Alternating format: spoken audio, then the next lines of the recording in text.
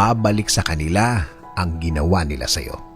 Kung may ginawa silang masama, kung may ginawa silang hindi mo gusto at grabe ang naging epekto sa iyo at nadamay ang ibang tao, hindi iisa ang araw. Babaliktad at babaliktad ang oras na ginawa nila sa iyo. Ang mga araw na hindi ka makatulog, babalik yan sa kanila. Kaya mga ginagawa nila, huwag pansinin at mag-move on.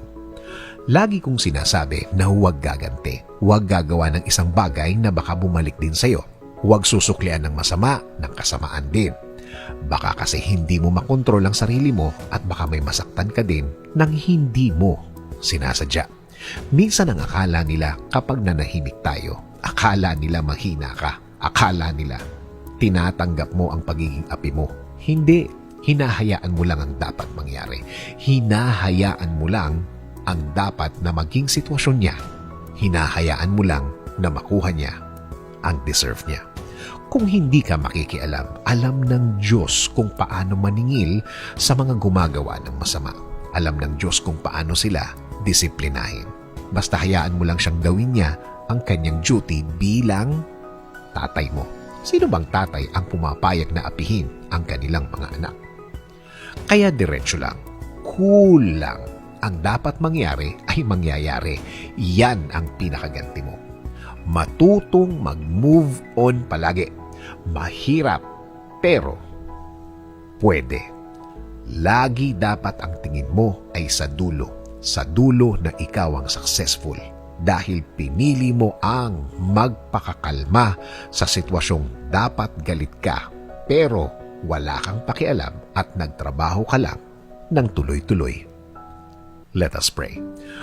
Panginoon, lagi mo kaming ingatan. Lagi mo kaming protektahan. Lagi mo kaming ilayo sa mga taong walang alam gawin kundi ang manakit ng kapwa nila. Mag-isip ng masama sa kapwa nila. Patuloy nyo kaming i-guide sa tahimik na sitwasyon ng buhay.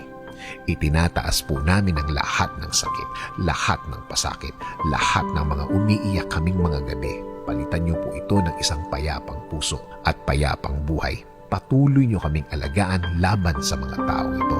Alam namin na hindi ka natutulog at alam namin na alam mo ang lahat ng mga nangyari at mga nangyayari.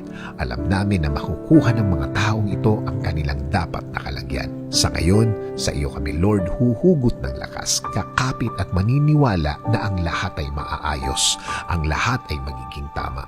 Nangangako din kami, Panginoon, na mananatili kaming mahinahon, mananatili kaming magpipigil para na rin sa ikaayos namin. In Jesus' name we pray. Amen.